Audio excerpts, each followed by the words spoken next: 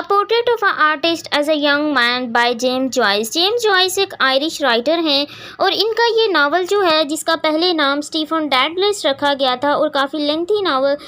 Name था इसका, लेकिन बाद में इसे portrait of a artist as a young man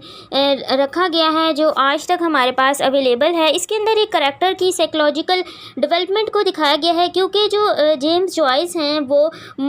एक मॉडर्निस्ट राइटर हैं और मॉडर्निज़म में हमें कुछ ऐसे फीचर्स देखने को मिले हैं। हमने मॉडर्निज़म को as a literary theory discuss किया है कि मॉडर्न वर्क जो हैं उनके अंदर कौन सी ऐसी स्पेसिफिक करैक्टरिस्टिक्स हैं जो बाकी एज में उस टाइम पर मौजूद नहीं थी।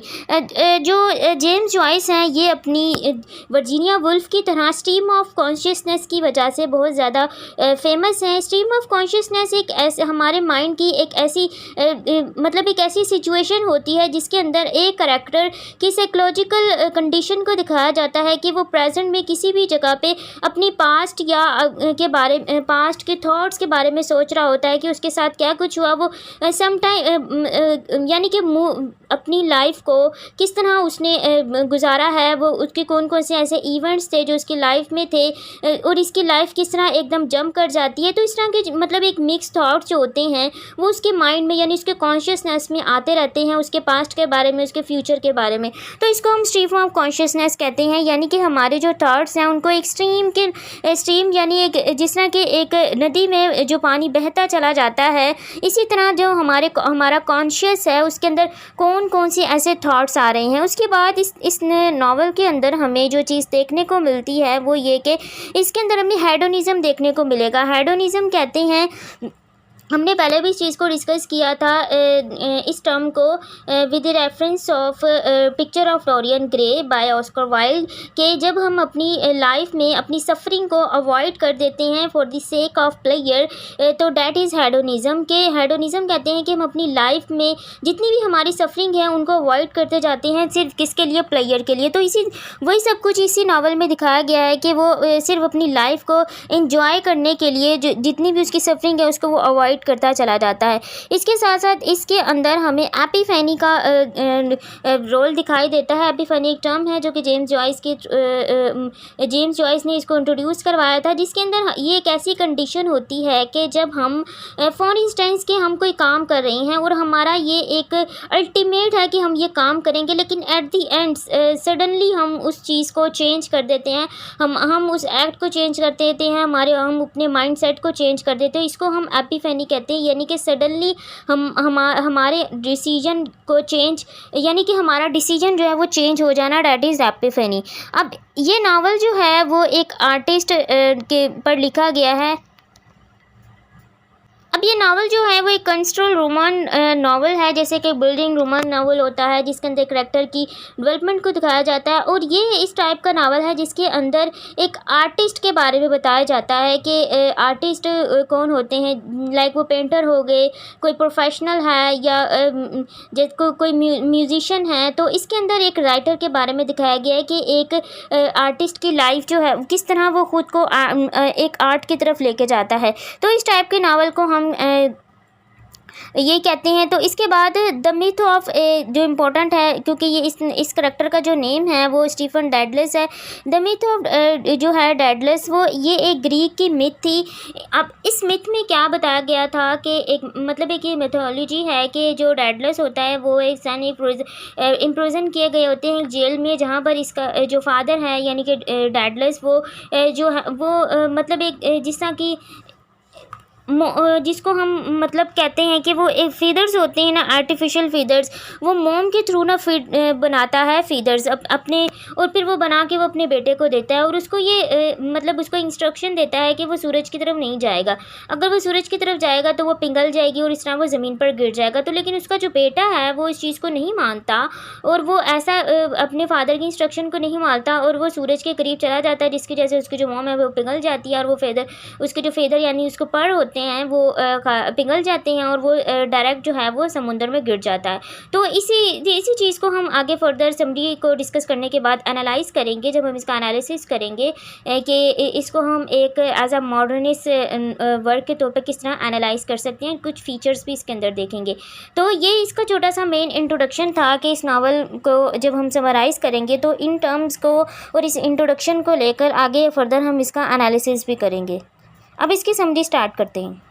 Summary of this novel, portrait of artist as a young man. इस नावल का मेन करेक्टर स्टीफन डैडलस है और इस नावल में हमें स्टीफन डैडलस की ही साइकोलॉजिकल और फिज़िकल डेवलपमेंट दिखाई जाएगी। उसके चाइल्डहुड से लेकर उसके अडल्टहुड तक जो जितनी भी डेवलपमेंट्स उसमें आई, इन सब को स्ट्रीम ऑफ कॉन्शियसनेस की टर्म के साथ डिस्क्राइब किया गया है। स्टीफन डैडलस जो है वो एक इनोसेंट चाइल्ड है जो अपने बोर्डिंग स्कूल में अपने फादर से सुनी हुई फेरी टेल के बारे में सोच रहा होता है कि जब उसके फादर उसको फेरी टेल सुना रहे थे और वो उसमें इंटरेस्ट नहीं ले रहा था। इसके अलावा ना तो वो रिलीजन में ना ही नेशनलिज्म में इंटरेस्ट लेता था। स्टीफन डैडलस को उसके पेरेंट्स के थ्रू एक बोर्डिंग स्कूल में भेजा जाता है उसकी स्टडी के लिए, लेकिन स्टार्टिंग में वो वहाँ पर सेट नहीं हो पाता, ख़ुद को लोनली फील कराता है और इसके साथ साथ कुछ फ्रेंड्स होते हैं जो उसको तंग कर रहे होते हैं। इसी दौरान उसके साथ एक इंसिडेंट होता है, कुछ फ्रेंड्स उसको तंग कर रहे होते हैं और इसके साथ वो एक सेक्स पूल में गिर जाता है जिससे वो बाद में बीमार भी हो जाता है और उसके जो स्पेक्टिकल्स हैं यानी ग्लासेस वो ख़राब हो जाते हैं और इन ग्लासेस के ख़राब हो जाने पर जो है क्लास में उसको पनिश किया जाता है टीचर के थ्रू के जब वो अपना काम जो है वो सही तरीके से नहीं कर रहा। टीचर जो हैं वो स्टीफन डैडलस की बात नहीं सुनते हैं, हालांकि वो इसको सिर्फ एक लेम एक्सक्यूज़ समझते हैं कि वो अपना जो क्लास का काम है वो करने की वजह से ये बहाने बना रहा है कि उसके जो स्पेक्टिकल्स हैं वो ख़राब हो गई हैं। लेकिन स्टीफन्स को उसके फ्रेंड्स जो हैं वो इस चीज़ पर अर्ट करते हैं कि वो इनकी जो है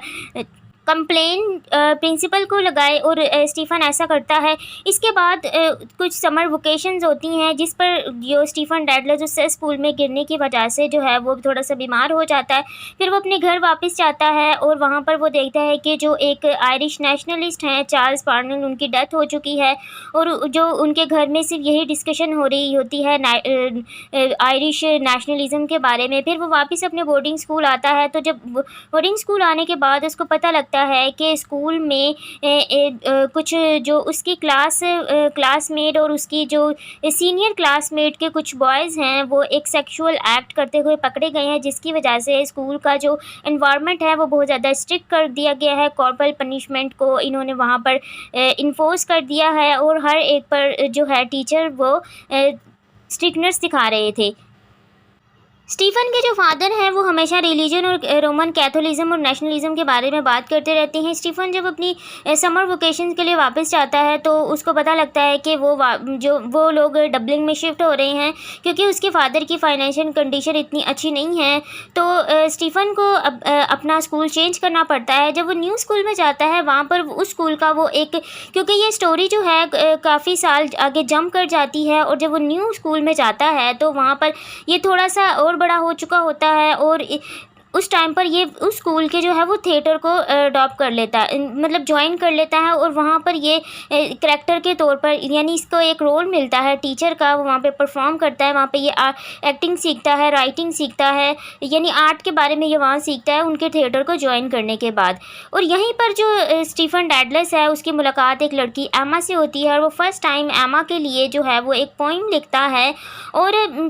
अब जो है स्टीफन डैडलस की वो एज आ चुकी होती है जब इसके अंदर सेक्सुअल जो डिज़ायर्स होती हैं वो डेवलप होना स्टार्ट हो जाती हैं और वो अपनी सेक्सुअल डिज़ायर्स को पूरा करने के लिए कोई ना कोई तरीके ढूंढता रहता है। लेकिन उसको सिर्फ यही होता है कि अगर वो अपनी सोसाइटी में रहकर ये सब अपनी जो उसकी विशेज़ हैं उनको पूरा करेगा तो उनकी जो रेपुटेशन है वो ख़राब होगी। तो इसके लिए वो